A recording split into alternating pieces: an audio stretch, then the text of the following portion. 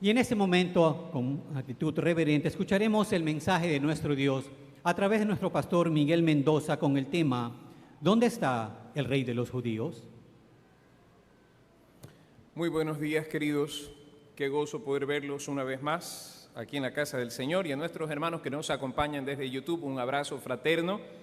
Gracias a Dios por poder tener este medio para estar juntos en espíritu. Un abrazo para todos ustedes, que el Señor los bendiga. Se acerca la celebración que propone paz entre los hombres. Se acerca la celebración que tuvo el poder de declarar un alto al fuego en plena guerra. Se acerca la celebración que propone reunir a la familia y engalanar las casas. Aunque muchos no tengan la menor idea de a quién celebran en esta fiesta, sin embargo, la celebran. Otros la celebran, en cambio, sin saber cómo se originó y en honor de quién realmente se inició esta celebración. Lo cierto es que es diciembre y el día 24 a las 12 de la noche se reunirá la familia, cantará algunos villancicos y se servirán una cena. En cada hogar la cena será diferente.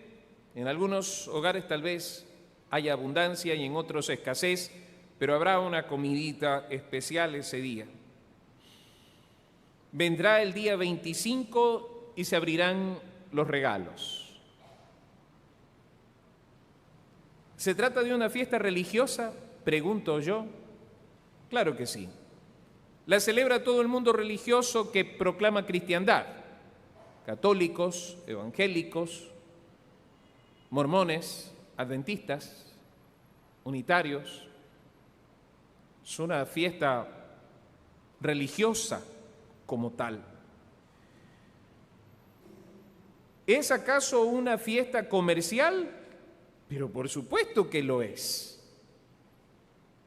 Hablamos de una fiesta que está rodeada de dar y de recibir. Si no, la mayoría de las empresas tienen el famoso momento del amigo secreto y el intercambio de regalos. Algunas iglesias también lo hacen, así que es una fiesta comercial, y en estos días el anuncio recurrente en los medios es: aproveche su décimo, inviértalo con nosotros. A veces me suena, quiero quedarme con tu décimo. Y algunos sucumben ante el consumismo de estos días, y cuando llega enero no hay dinero. Fiesta tal vez para ser generosos, oportunidad para ser generosos, por supuesto que sí, aunque a mi parecer la generosidad debería ser una característica que distinga al creyente todos los días, todos los meses del año. No entiendo por qué esperar a este mes. Algunos dicen porque en este mes hay décimo. A veces el décimo es para pagar deudas. Y créanme que sí, que se trata de una fiesta religiosa, una fiesta comercial, también es una oportunidad para ser generosos. Pero pregunto, en virtud de todo esto, ¿tendrá trascendencia en el espíritu de los hombres esta festividad? Piense en esta pregunta, ¿tendrá trascendencia en el espíritu de los hombres esta festividad? Pues creo que no. Y le digo por qué razón, porque el 25, después que hayan abierto los regalos, ya nadie hablará de Jesús, si es que hablaron de Jesús. Más bien nos empezaremos a preparar, porque hay que celebrar el fin de año con otra cena. Yo no he sido afecto a las tradiciones desde muy pequeño. Siempre me preguntaba por qué tener que esperar a las 12 de la noche y me muero de hambre. Y le hice guerra a mi pobre madre hasta que logramos comer a las 7 de la noche. Todo trasnochado, desvelado. No, yo quiero mi comidita temprano. No, en serio, no soy afecto a esas tradiciones que tiene que ser a las 12. No, por favor. Porque de manera especial, cuando conocí a Cristo como mi Salvador personal, mi conciencia dijo Martín Lutero, es convicta de la bendita palabra del Señor, no de las tradiciones. Y al terminar este mes, para la mayoría, todo volverá a ser como antes fue. Si es un tiempo para dejar de enemistades, en enero volverán las enemistades. Si es un tiempo para ser generosos, pues en enero tendremos que ahorrar porque nos gastamos todo el dinero en diciembre. Así que habrá que hacer buena economía a partir de enero. Entonces la generosidad quedará desplazada a un segundo o tercer plano en cuanto a nuestras prioridades, si es que ésta existe. Pero algo que no cambiará, permítame decirle, es la indiferencia de los hombres hacia el Señor Jesús y su santo evangelio, y lo digo en serio. Lo que no va a cambiar es la indiferencia hacia el Señor Jesús y su santo evangelio por parte de los hombres. ¿Por qué razón? Escuche lo que voy a decirle. Es en serio. Es mucho más fácil decir Feliz Navidad que decir arrepentidos y convertidos para que vuestros pecados sean perdonados y vengan del cielo tiempos de refrigerio. Es mucho más fácil decir Feliz Navidad que decir que no hay otro nombre bajo el cielo dado a los hombres en el que podamos ser salvos, sino solo Cristo Jesús. Eso no es socialmente correcto, no es políticamente correcto. Entonces, se vuelve una situación, ustedes saben, hay que ser muy delicados hoy en día en medio de esta fragilidad, esta generación de cristal que estamos experimentando, y es mejor decir Feliz Navidad porque a fin de cuentas todo el mundo lo dice, y es socialmente correcto antes que hablar de Jesús de Nazaret. Yo me voy por Jesús. El mundo sigue con la misma fría apatía hacia el Señor Jesucristo, y eso es lo que no ha cambiado ni va a cambiar. Y quiero hablar en esta oportunidad acerca del rey que fue rechazado por muchos y recibido por pocos, el rey de los judíos, aquel por el cual se preguntaron los magos de Oriente, ¿dónde está el rey de los judíos que ha nacido? Les propongo hablar de ese rey. Conversemos sobre este rey de los judíos, rechazado por muchos y recibido por pocos.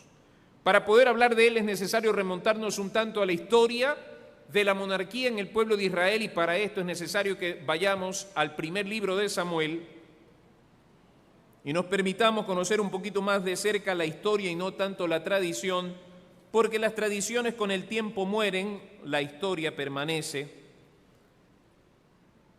Y en el primer libro de Samuel nosotros encontramos un petitorio interesante de parte del pueblo de Israel para con Samuel. Dice así: aconteció que, capítulo 8 del primer libro de Samuel, que habiendo Samuel envejecido puso a sus hijos por jueces sobre Israel, y el nombre de su hijo primogénito fue Joel, y el nombre del segundo Abías, y eran jueces en Beerseba. Pero no anduvieron los hijos por el camino de su padre, antes se volvieron tras la avaricia, dejándose sobornar y pervirtiendo el derecho.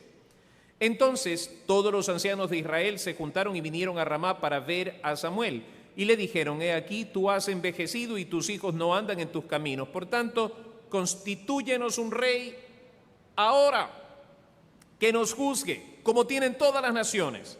Pero no agradó a Samuel esta propuesta que dijeron, esta palabra de ellos: danos un rey que nos juzgue. Y Samuel oró a Jehová, y fíjese usted lo que dice el Señor: y dijo Jehová a Samuel: oye la voz del pueblo en todo lo que te digan, porque no te han desechado a ti, sino a mí me han desechado para que no reine sobre ellos.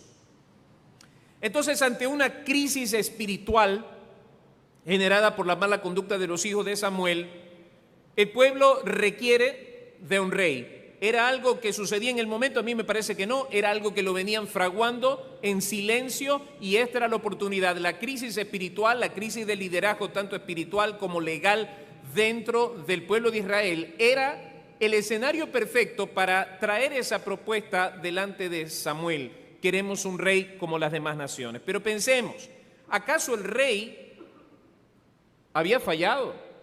Para empezar, ellos pretendían decir que Israel no tenía rey, pero Israel tenía. Si usted se fija en las palabras del Señor en el versículo 7, termina diciendo: no te han desechado a ti, sino a mí me han desechado para que no reine sobre ellos. De tal forma que entendemos nosotros que ya había rey para Israel, y el rey era el Señor, y era el mejor rey que ellos podían tener. ¿Por qué razón?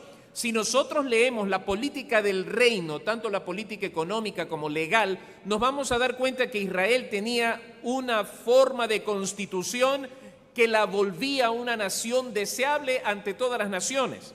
¿Por qué razón? La propuesta económica que tenía el reino de Israel bajo el reino teocrático de Dios, de nuestro Dios, era que no hubiese pobreza. 6 años se trabajaba la tierra, el 7º año todo lo que ella producía era para los pobres, para las viudas, de tal forma que nadie pasara hambre en Israel. El año del jubileo era un año en el que las deudas eran pagadas. Así que ¿quién no quisiera vivir en una nación que al llegar el año de jubileo, pues todas las deudas quedaban canceladas de por sí? Era una determinación legal. Por otro lado, cuando una persona cometía un homicidio, mataba a alguien de manera culposa y no dolosa, o sea, tenía responsabilidad en la muerte tal vez accidentalmente, esa persona, fíjense, ya existían las medidas sustitutivas en aquel entonces. Era mandada a una de las ciudades conocidas como ciudades de refugio, donde la persona podía aguardar hasta que su proceso se terminase y se determinara si había dolo o simplemente culpa. Entonces, el reino de Israel era perfecto. La política del pueblo era perfecta porque venía de parte de Dios, pero ellos, habiendo estado en ese estándar tan alto, resuelven en su corazón: no queremos que Dios reine sobre nosotros, queremos ser igual que las demás naciones, como muchas iglesias el día de hoy. No queremos ser diferentes, queremos ser igual que el mundo.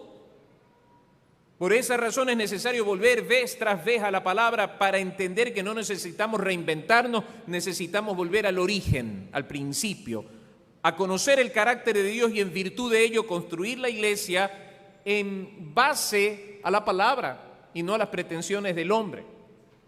Ahora, ellos piden un rey. Si usted lee el capítulo 9, Saúl es elegido rey.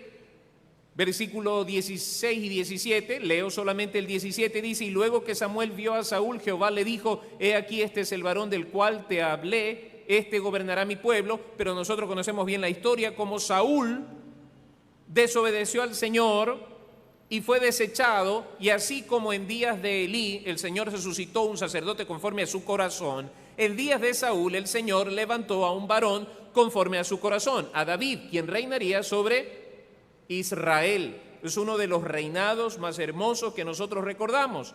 En el segundo libro de Samuel, por favor acompáñenme un momento al segundo libro de Samuel, quiero que veamos el pacto que Dios hace con David. En el capítulo 7 del segundo libro de Samuel está el pacto de Dios con David. Ojo, es Dios quien hace los pactos, no los hombres. Los pactos los hace Dios con los hombres, no los hombres con Dios. Usted puede hacer un voto de consagración, etcétera, etcétera, pero los pactos los hace Dios, no los hombres. No se deje engañar. Hay mucha sutileza en el camino que pretende deslumbrar y resplandecer con cierto carácter de espiritualidad y sobre todas las cosas, qué sé yo, de invención, de algo nuevo, de algo distinto. Tengamos mucho cuidado, porque es Dios quien hace el pacto con el hombre, no el hombre con Dios. Y en este pacto que Dios hace, y aquí vamos a ver por qué razón, la supremacía de Dios sobre lo insignificante del ser humano, Dios le dice algo hermoso, algo impresionante que resalta en el versículo 16. Y será afirmada tu casa y tu reino para siempre delante de tu rostro, y tu trono será estable eternamente. Dios le está diciendo a David que su reino sería un reino sempiterno, duraría para siempre. ¿Cómo podía cumplirse eso en David si David habría de morir? Su hijo Salomón también, y sus descendientes igualmente. Así que la propuesta tenía que ver con un rey venidero, alguien que vendría en el futuro a cumplir esto. Isaías capítulo 9, que es un texto muy conocido por todos nosotros, cuando se profetiza el nacimiento del Mesías, dice el versículo 6, porque un niño nos es nacido, hijo nos es dado, y el principado sobre su hombro. Entonces estamos hablando de un rey que viene, y se llamará su nombre admirable consejero, Dios fuerte, Padre eterno, príncipe de paz. Lo dilatado de su imperio y la paz no tendrán límites sobre el trono de David y sobre su reino, disponiéndolo y confirmándolo en juicio y en justicia desde ahora y para siempre. El celo de Jehová de los ejércitos hará esto. Así que se nos habla de un rey venidero, de un reino venidero, que será sempiterno, durará para siempre, que traerá paz. Miqueas, capítulo 5.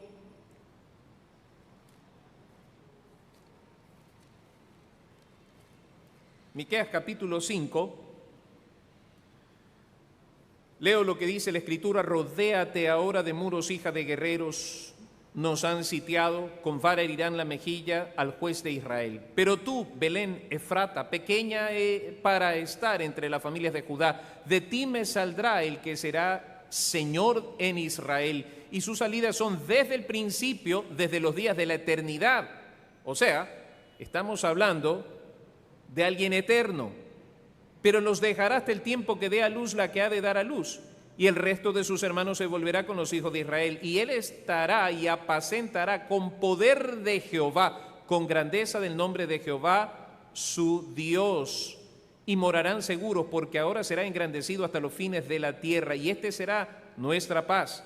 Cuando el asirio viniere a nuestra tierra y cuando hollare en nuestros palacios, entonces levantaremos contra él 7 pastores y 8 hombres principales. Qué interesante todo lo que se nos dice, y el versículo 7 habla del remanente de Jacob, salvado por este rey eterno. Así que todas estas cosas nos llevan a nosotros a Mateo capítulo 2, a manera de preámbulo, el anuncio de un rey que ha de venir y que tiene la particularidad de ser eterno. Volvamos entonces a Mateo capítulo 2 y leamos rápidamente lo que nos registra el Evangelio. Cuando Jesús nació en Belén de Judea, tal cual como Miqueas lo había profetizado, en días del rey Herodes, vinieron del oriente a Jerusalén unos magos, diciendo: ¿dónde está el rey de los judíos que ha nacido? Porque su estrella hemos visto en el oriente y venimos a adorarle. Interesante. Oyendo esto, el rey Herodes se turbó y toda Jerusalén con él, y convocados todos los principales sacerdotes y los escribas del pueblo, les preguntó dónde había de nacer el Cristo. Ellos le dijeron: en Belén de Judea, porque así está escrito por el profeta. Y tú, Belén de la tierra de Judá, no eres la más pequeña entre los príncipes de Judá, porque de ti saldrá un guiador que apacentará a mi pueblo Israel. Entonces Herodes, llamando en secreto a los magos, indagó de ellos diligentemente el tiempo de la aparición de la estrella, y enviándolos a Belén dijo: id allá y averiguad con diligencia acerca del niño, y cuando le halléis, hacedmelo saber, para que yo también vaya y le adore. Ellos, habiendo oído al rey, se fueron, y he aquí la estrella que habían visto en el oriente iba delante de ellos, hasta que llegando se detuvo sobre donde estaba el niño. Y al ver la estrella se regocijaron con muy grande gozo. Y al entrar en la casa vieron al niño con su madre María, y postrándose lo adoraron, y abriendo sus tesoros le ofrecieron presentes, oro, incienso y mirra. Así que estos magos de Oriente habían estado estudiando la profecía. Algunos dicen que eran astrólogos o algo así, porque estudiaban el tiempo en virtud de la posición de las estrellas, y eso lo conjugaban con las profecías y con los eventos históricos y qué sé yo. No nos da mayor información la Sagrada Escritura. Lo que nos dice es que estos hombres habían indagado diligentemente en la venida del rey de los judíos, y cuando llegan a Jerusalén llegan en búsqueda del rey de los judíos que ha nacido, no que está por nacer, que ha nacido. Herodes entra en pánico, porque si ha nacido el rey de los judíos, Herodes era el rey puesto sobre Judá, sobre la tierra de Judá, la región de Judá, por el imperio romano. Y si ha nacido el rey de los judíos, él va a ser destronado.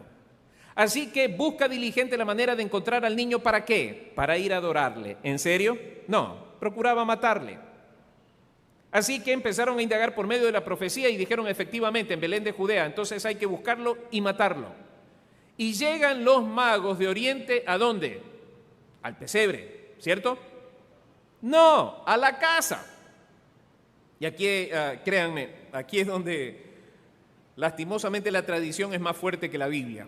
¿Por qué razón? Porque por años hemos visto a los magos en el pesebre. Pero vuelva a leer lo que dice la Escritura: y al entrar en la casa vieron al niño. En la casa, no en el pesebre. Alguien me decía: pastor, ya regreso un ratito, voy a sacar a los reyes que los dejé metidos en el pesebre. Y esto me hace pensar a mí en lo que yo aprendí cuando era niño acerca de Abdón Calderón, el héroe niño. ¿Se acuerdan? ¿Alguna vez escucharon la historia de Abdón Calderón, el héroe niño? ¿Sí? ¿Lo escucharon en la escuela? Por lo menos ya me doy cuenta que no fui yo solo.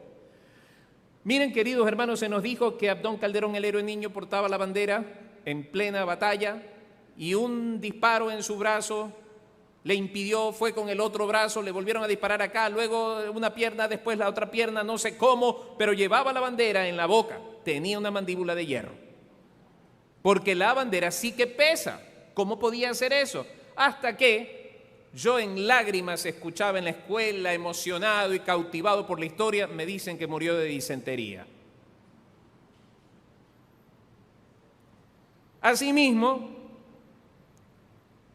la tradición le ha enseñado a mucha gente que los magos de Oriente estaban allí en el pesebre y la Biblia nos dice, no estaban en el pesebre. Llegaron a la casa cuando el niño ya estaba nacido. Y lo que sí nos dice la Escritura es esto, que ellos anhelaban ver al rey que había nacido y Herodes procuraba matar al rey que había nacido. Y son el reflejo de la sociedad nuestra.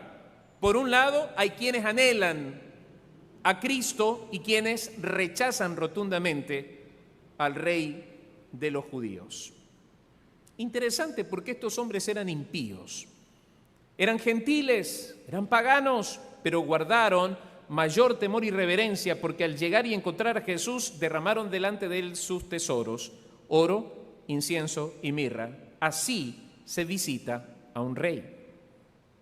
Así que ellos tenían mayor convicción en cuanto a la Escritura, mayor fe en cuanto a la Escritura que el mismo pueblo judío. Porque el Evangelio nos dice hasta dónde Cristo fue llevado por su pueblo. Así que pasamos al segundo nivel, de rey esperado a rey rechazado. Rechazado en el pasado por su pueblo, ahí en primer libro de Samuel, capítulo 8, versículo 7. El Señor le dice a Samuel, no te pese, hazle caso, haz lo que ellos te dicen, porque no te han rechazado a ti, a mí me han rechazado para que yo no reine sobre ellos. Así que el rechazo al rey de los judíos no fue cosa del siglo I, ya desde antaño se sabía que el pueblo de Israel era rebelde contra su Dios. Así que ya desde allí vemos cómo el pueblo, para poder hacer lo que le daba la gana, tuvo que rechazar a su rey.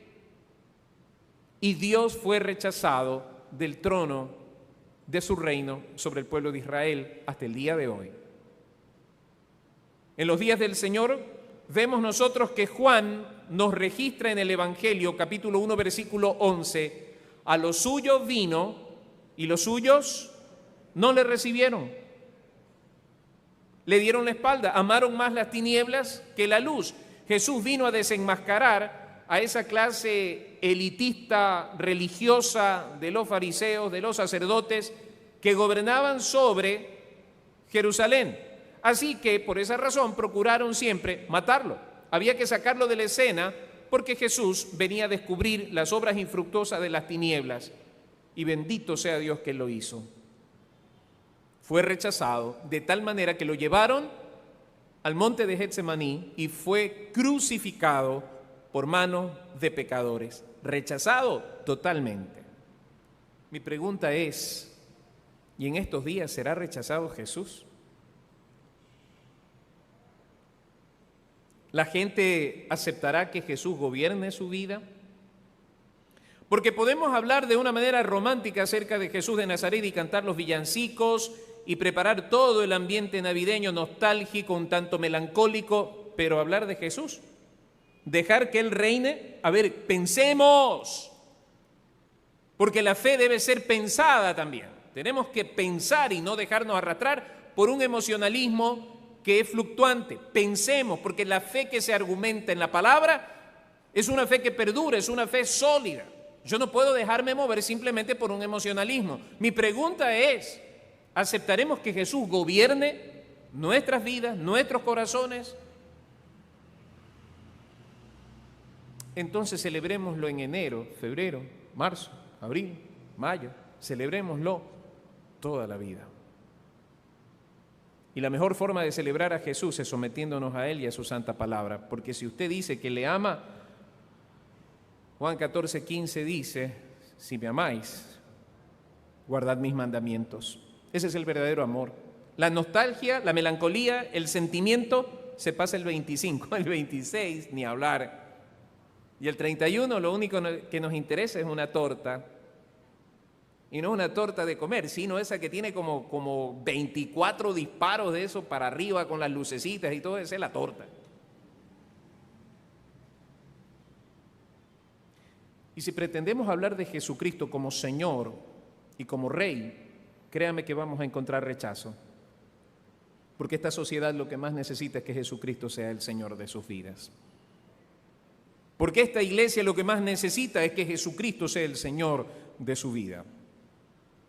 Que Él gobierne, que sea verdaderamente Rey de reyes y Señor de señores. Pero lo cierto es que muchas veces es rechazado. Si nosotros leemos el capítulo 3 de Apocalipsis, la iglesia de la Odisea, el versículo 20, el Señor le dice a la iglesia, he aquí yo estoy a la puerta y llamo. Si alguno oye mi voz y abre la puerta, yo entraré a él y cenaré con él y él conmigo. ¿Sabe lo que eso significa? Estoy fuera. Tienen las actividades más bonitas en honor a Jesús, pero Jesús no está en ellas. Porque llevamos una vida mucho más solidaria con la pecaminosidad y con la emoción de este mundo, que con su santidad, que con sus principios, con el compromiso de ser discípulos, como lo planteara Jesús de Nazaret en Lucas capítulo 14, cuando nos dice, si ustedes quieren venir en pos de mí, niéguense a sí mismos, tomen su cruz y síganme. Eso no es políticamente agradable. Por eso es mejor ser solidarios con el sentimentalismo y la melancolía de la tradición antes que con el reinado de Jesús sobre nuestro pensamiento, sobre nuestro corazón y sobre nuestra vida. Que Él sea el Señor, que Él sea el Señor. Allí hay trascendencia espiritual en el corazón del hombre. Mientras tanto, no.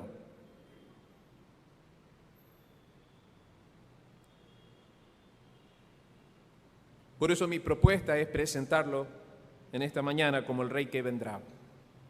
Había un entusiasmo impresionante en estos hombres que habían viajado tanto para conocer al Rey de los judíos que había nacido. Me propongo decirles a ustedes que tengamos el mismo entusiasmo e inquirir en la bendita palabra del Señor, porque resulta que el Rey de los judíos que había nacido, nació, fue llevado hasta el Calvario, crucificado, sepultado, resucitado, establecido a la diestra del Padre, pero la Escritura me dice que está por venir. Y el mismo entusiasmo que experimentaron los magos de Oriente deberemos experimentar nosotros, no con la melancolía de una época que se llenó de mercantilismo y consumismo, sino verdaderamente con la emoción de alguien que sabe que el Rey está por venir, que el Rey está por venir. Permítame y vamos al libro de los Hechos, capítulo 1. Hechos capítulo 1. Leo el versículo 6, dice, entonces los que se habían reunido, hablando de los discípulos que estaban con Jesús, le preguntaron diciendo, Señor, ¿restaurarás el reino de Israel en este tiempo? ¡Oh! Por fin se dieron cuenta. Jesús es el Rey de los judíos, es el Cristo, el ungido, el descendiente de David, el que habría de venir. ¿Entendieron por fin esto? Lo que no entendieron eran los tiempos y propósitos eternos de Dios cuando le preguntan si restauraría el reino material, físico, terrenal. El Señor estaba hablando de otro reino. No lo llegaron a comprender, pero lo que sí es cierto es que el versículo 9 nos dice, y habiendo dicho estas cosas, viéndolo ellos, fue alzado y le recibió una nube que le ocultó de sus ojos, y estando ellos con los ojos puestos en el cielo, entre tanto que él se iba, he aquí se pusieron junto a ellos dos varones con vestiduras blancas, los cuales también les dijeron, varones galileos, ¿por qué estáis mirando al cielo? Este mismo Jesús que ha sido tomado de vosotros al cielo, así vendrá como le habéis visto ir al cielo. Oh, esto es lo más importante, lo más relevante. Iglesia de Cristo, este Jesús que ha sido tomado en las nubes al cielo, va a volver de la misma manera. Vendrá por su iglesia en las nubes y todo ojo le verá. Y ya no vendrá como el niño que muchos siguen representando en sus mentes y corazones en un pesebre. Él viene como lo que es ahora. ¿Y qué es ahora? Abra su Biblia en Apocalipsis, por favor, y leamos la descripción que nos da Apocalipsis de aquel Jesús del que la Biblia habla. Abra su Biblia, por favor, en el capítulo 17 de Apocalipsis, versículo 14. Fíjense cómo lo describe al Señor Jesucristo Juan. Pelearán contra el Cordero y el Cordero los vencerá, porque Él es Señor de señores y Rey de reyes. Y los que están con Él son llamados y elegidos y fieles. Y en el capítulo 19 nos dice el versículo 15 y 16: de su boca sale una espada aguda para herir con ella las naciones, y Él las regirá con vara de hierro, y Él pisa el lagar del vino del furor y de la ira del Dios Todopoderoso. Y en su vestidura y en su muslo tiene escrito este nombre: Rey de Reyes y Señor de Señores. Rey de Reyes y Señor de señores. Capítulo 20, versículo 11: y vi un gran trono blanco, el trono es para el Rey, y al que estaba sentado en él, de delante del cual huyeron la tierra y el cielo, y ningún lugar se encontró para ellos. Y vi a los muertos, grandes y pequeños, de pie ante Dios, y los libros fueron abiertos, y otro libro fue abierto, el cual es el libro de la vida, y fueron juzgados los muertos por las cosas que estaban escritas en los libros según sus obras. Y el mar entregó los muertos que había en él, y la muerte y el Hades entregaron los muertos que había en ellos, y fueron juzgados cada uno según sus obras. Y la muerte y el Hades fueron lanzados al lago de fuego, y esta es la muerte segunda. Y el que no se halló inscrito en el libro de la vida fue lanzado al lago de fuego. ¿Quién lo condenó al lago de fuego? El Rey. El Rey que viene por segunda vez viene con poder para reinar, y como dice el apóstol Pablo y el apóstol Pedro, viene como juez. Benditos aquellos llamados y elegidos cuyos nombres están inscritos en el libro de la vida, los que han creído y los que han recibido al Rey de Reyes en sus corazones. Benditos aquellos porque no tendrán que comparecer ante ese tribunal. Nosotros somos de los que describe Juan en el capítulo 22 de Apocalipsis, versículo 14, y leo también el versículo 17. El 14 dice: bienaventurados los que lavan sus ropas para tener derecho al árbol de la vida y para entrar por las puertas en la ciudad. Y versículo 17, y el espíritu y la esposa dicen: ven.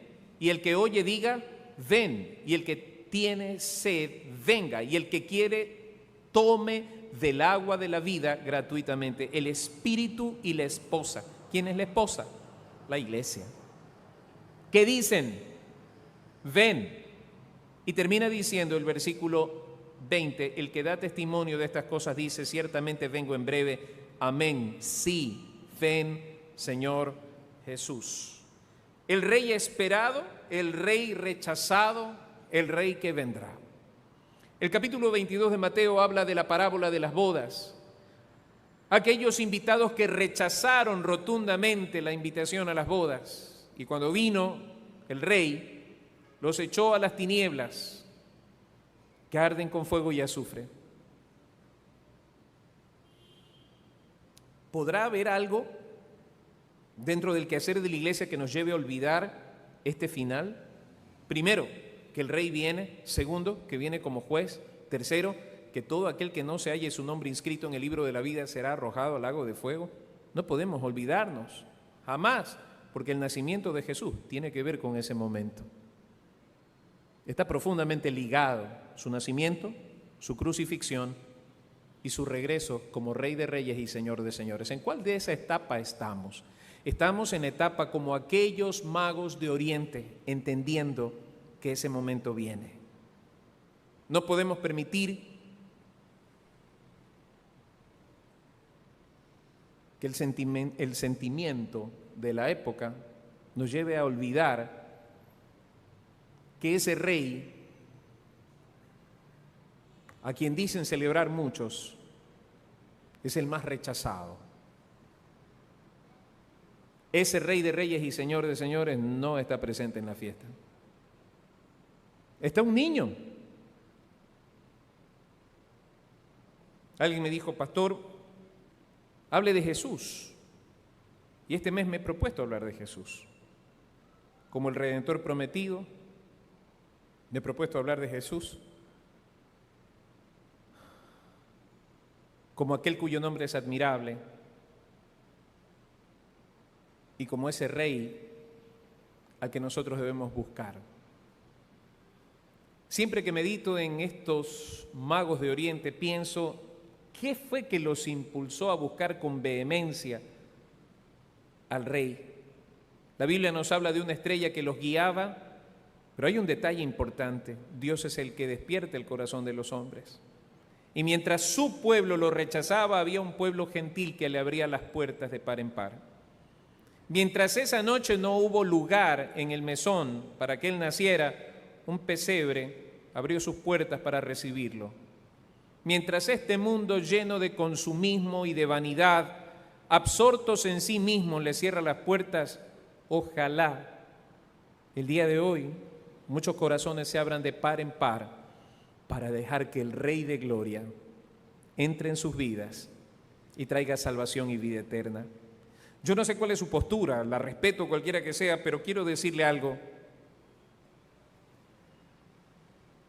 Si no es Jesús el centro de nuestra vida, todo lo que nosotros hacemos no tiene sentido. Se puede volver en un acto religioso, estéril completamente y nada más. Para que las cosas tengan trascendencia espiritual en el espíritu del hombre, Jesús tiene que ser Señor y Rey del corazón nuestro. Es mi anhelo que al empezar esta semana nosotros reflexionemos en la grandeza del Rey, en la trascendencia de su presencia, de su palabra, de su verdad. Lo inminente de su venida está por regresar en cualquier momento. Y eso nos lleva a nosotros, o nos debe llevar a nosotros, a preguntar como estos hombres preguntaron: ¿dónde está el Rey de los judíos que ha nacido? ¿Dónde está el Rey? Porque venimos a adorarlo. Que nuestro corazón se incline a esa búsqueda sincera día a día para conocer mucho más al Rey de Reyes y Señor de Señores, a Jesús de Nazaret, el que es, el que era y el que ha de venir. Amén.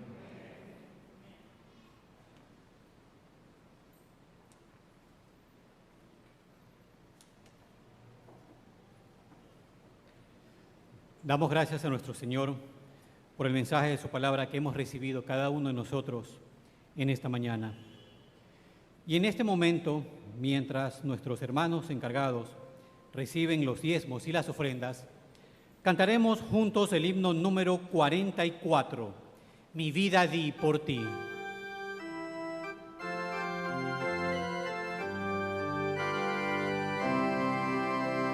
Mi vida di por ti, mi sangre derramé, por ti inmolado fui, por gracia te salvé.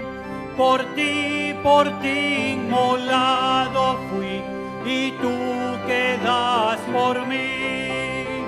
Por ti inmolado fui, y tú quedas por mí. Mi celestial mansión, mi trono de esplendor, dejé por rescatar al mundo pecador. Si todo yo dejé por ti, ¿qué dejas tú por mí?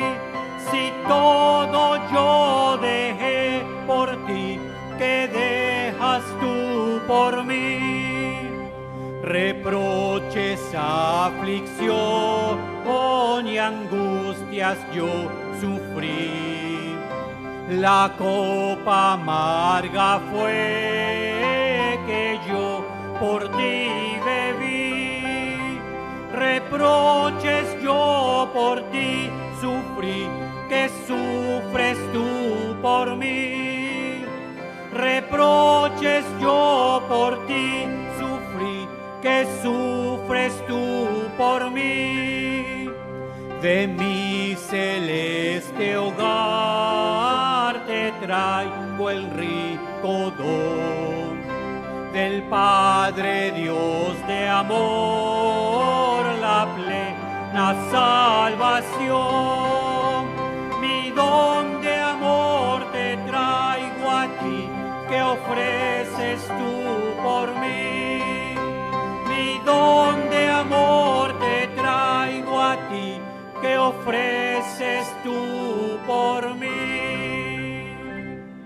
si aún no le ha entregado su corazón al Señor Jesucristo, si aún usted no le ha abierto las puertas de su corazón al Rey de Reyes y Señor de Señores, hágalo hoy. No deje que pase más tiempo. Los judíos lo rechazaron en la antigüedad, allí en el siglo I, y muchos hoy en día rechazan a ese precioso regalo de amor que Dios nos dio, su Hijo unigénito. Yo quiero invitarle en esta mañana, si usted todavía no lo ha hecho, si usted nos está viendo por medio de YouTube, por favor, haga esta oración con toda honestidad y dígale al Señor Jesús: en mi corazón hay lugar para ti, Señor. Ore conmigo.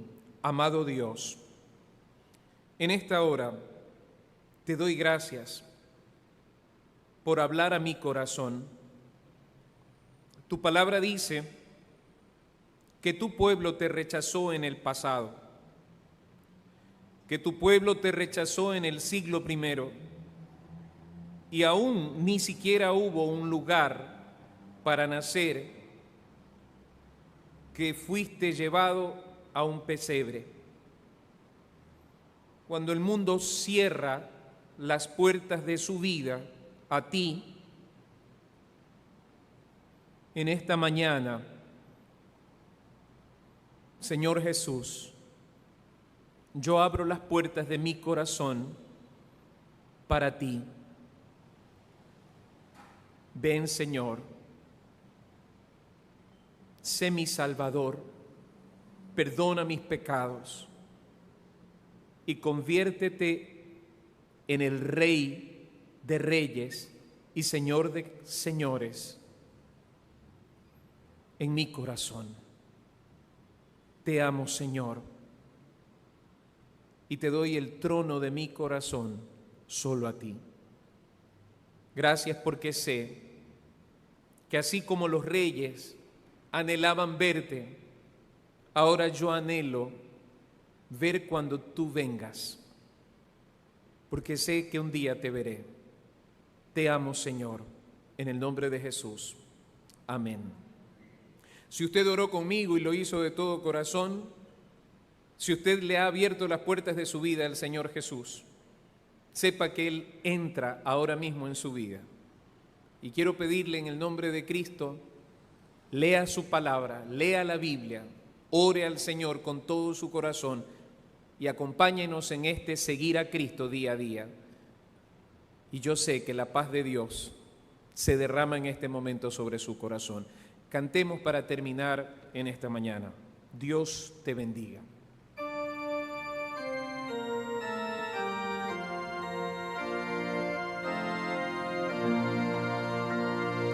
Dios te bendiga, protección te dé, sea su gracia siempre tu sostén, su ángel velando a tu redor esté, dándote abrigo